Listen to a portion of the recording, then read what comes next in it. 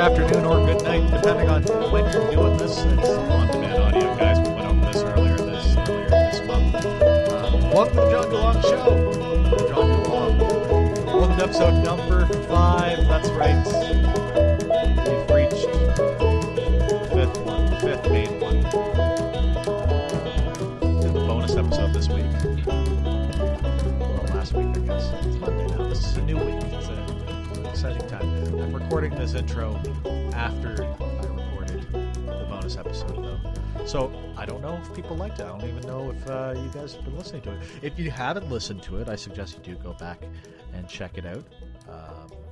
It's basically a full episode. It's like 25 minutes long. These things are usually about 30 minutes long. So it's a full show. Put it out because of American Thanksgiving. I know a lot of my favorite shows took that time off, which is fair enough, I suppose.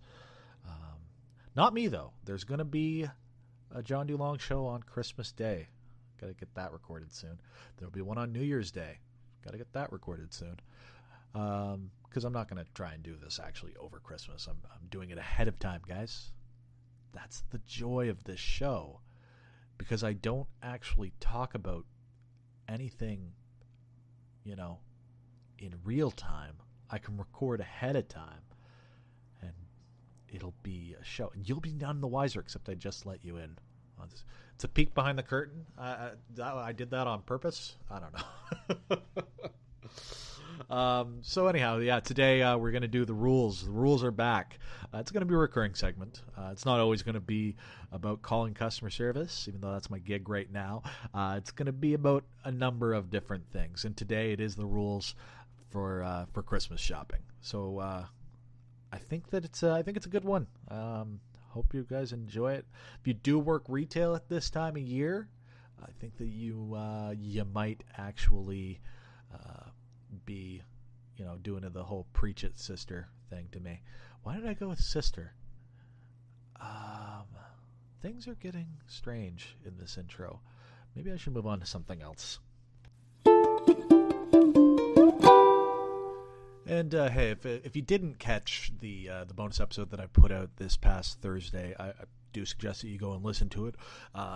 But at the very least, do check out the links that I included in the show notes. The show is all about net neutrality and about the FCC's pending decision to abolish it in the States, and some of the bad things that could happen as a result. And I know you're thinking to yourself, well, where can I find this thing? I just got linked to this show on Twitter, on Facebook, to the Spreaker website. Of course, you can listen to me on Spreaker, but you can also download me on Apple Podcasts through the iTunes Store. You can also catch me on Google Play now. So that's a thing, Google Play Podcast. That's exciting.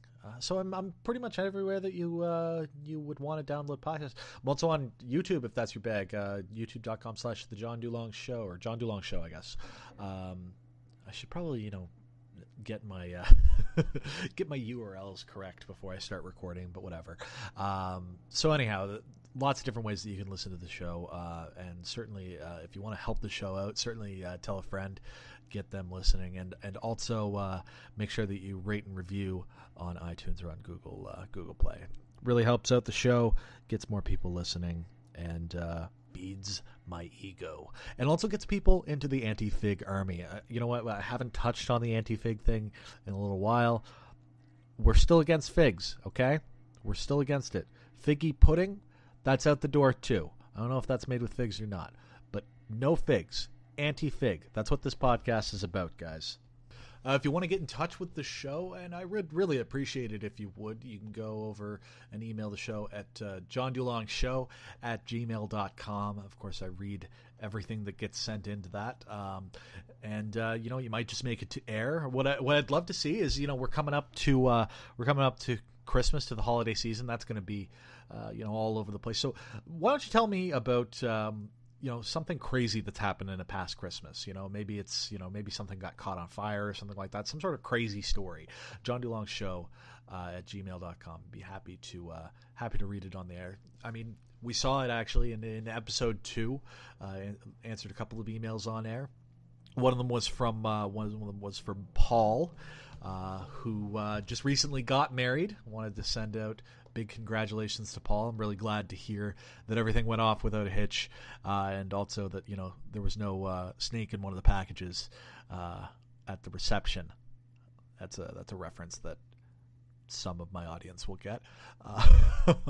Also, I'd like to congratulate Paul on picking the busiest week of the year to have his honeymoon. Sneaky dude. I'm impressed.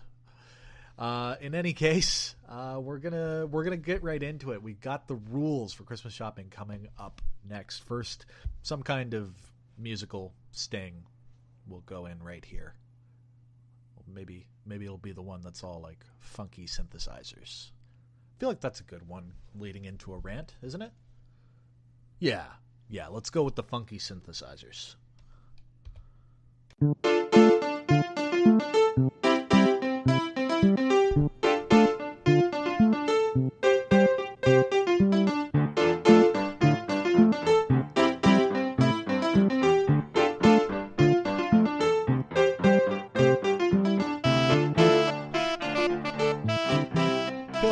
I should probably shout out the music that I use on the show a little bit more often than I do. All the stuff that I use is actually from an artist called Mon Plaisir. They are a royalty-free music creator. You can find all of their stuff on loyaltyfreakmusic.com, which is their Tumblr page. Also, you can get it at Chez Mon Plaisir at .bandcamp.com. If you went out and did the door crasher sales on Black Friday, I hope that your injuries are healing up nicely. But let's talk about why you engaged in that carnival in the first place. And no, this isn't me ranting about rampant consumerism or anything like that. It's kind of the opposite, actually. I'm going to teach you how to do it a little bit better. Yes, 'tis the season. It's that time of year. It's upon us where I don't need the coffee to wake up in the morning. The cold blast of sub-zero temperatures does that nicely. But I do require it to stay warm, I guess. It's a magical time of year where the idea of going out in public fills me with pure dread due to lines, crowds, and the damn near PTSD from my own times working in retail. That's right. Holidays are on us in full force. So it's time, my friends, it's time to go over the rules for Christmas shopping. Speaking of Christmas shopping, that's rule number 1. Nobody cares if you say Merry Christmas or Happy Holidays or whatever. If you do care what the person is serving you actually says, chances are good you're on the wrong side of history on this one. You want to say Merry Christmas to me? Awesome. Thank you. You too. If you want to wish me a happy and joyous Hanukkah, that's great. I hope you have a great crazy 8 nights. You think that I should have a happy and festive Kwanzaa? Well, actually, I kind of have some questions for you, but you know what? It's still okay. Enjoy your time.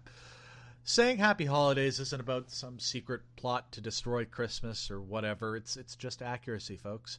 Now, when I worked in retail, I did so in the small town where I grew up and the adjacent town next to it because, well, as a millennial, I kind of have to work 2 jobs at some point in my life. It's just the law, and I like to follow the law.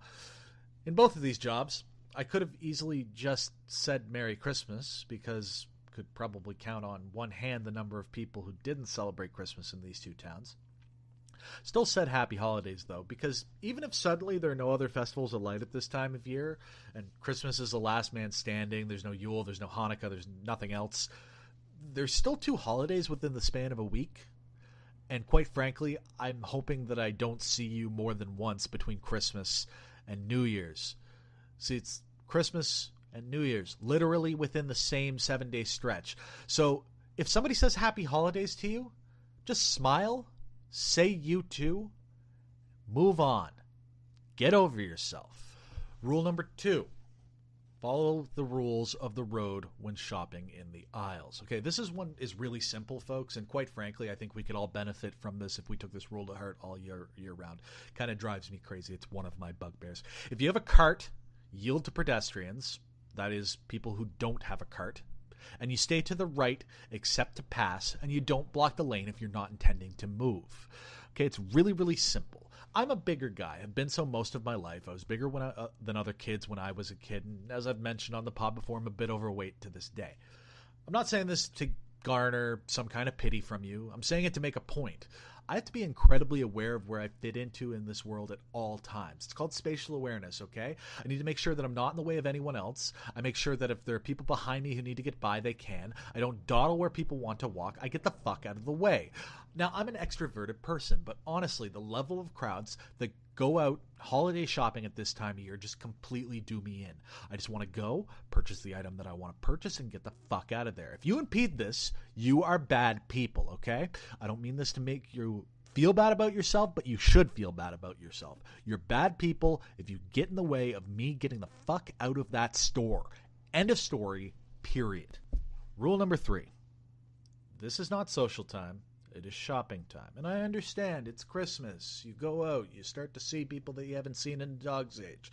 I totally understand. But let's just say you're out grabbing whatever stocking stuffers that you need to buy, and who should you run into but Mrs. Fisk from down the hall with the bum leg? Well, golly, you haven't seen her in a dog's age. Isn't that a fantastic time to stop and chat? No! No! You are contributing to the aforementioned crowds I spoke of earlier without fulfilling your duty of getting in, doing your shopping, and getting out. You want to talk to Mrs. Fisk? Well, great.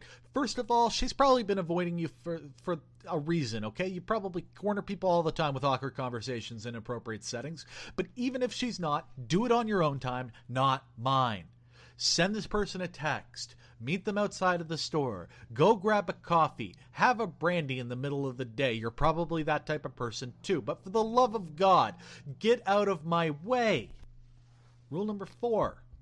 Have some sort of semblance of being prepared.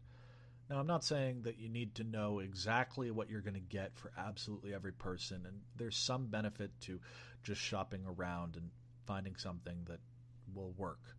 But I'm not talking about that sort of thing. Like, when I go out shopping for my mother or for my father, I'm mostly looking for something that I feel that they'll like. But I don't necessarily have something in mind. I just have something that I know says Judy or it says Russell or, whatever. But, like, if little Timmy needs to have a Tickle Me Furby fidget spinner this year and no other gift will do a little bit of research, okay? Call ahead to the store. See if they have the item in stock. If they don't, does someone else, not a competitor, another affiliated store.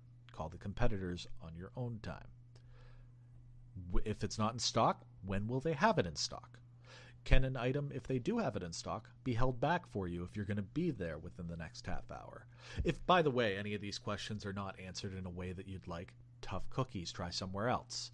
Hell, try shopping online, which keeps you completely out of my way.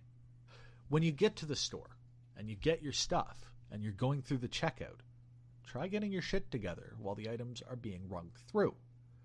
Have your payment method selected and ready to use. Is there a rewards card that you want to use? Have that sucker ready to go. Be polite. Talk to your cashier like they're a person. Get your bags. Leave the store. Get out of my life. Which leads us conveniently to rule number 5, which is maybe the most important rule of all. Don't be an asshole. I mean, do I need to say it again? Yes, I do. The holiday season represents the most stressful and probably overworked time in the life of a retail employee. Remember, this person that you're dealing with is a person. They are not a drone who is there to kowtow to your every demand. Furthermore, this person is probably underemployed, precariously employed, and if they're lucky, they're barely making above minimum wage. They're definitely not making a living wage if they have, hopes and aspirations of moving on in this world. Remember, it's highly probable that immediately following the holiday rush, their hours are going to be cut dramatically. Remember that even if they're a person who likes Christmas music, they've had to listen to the same 7 Christmas songs every day for several weeks. And by the way, these aren't even the good Christmas songs. Daddy looks a lot like Santa, or Santa looks a lot like him. It's painful. It's draining, both physically and emotionally. It's what drinking problems are made of. Do what you can to make these poor people have a better day. If you're about to yell something for doing something that they didn't cause, go home, make yourself a nice pot of tea, and then pour it on your own lap. It'll do us all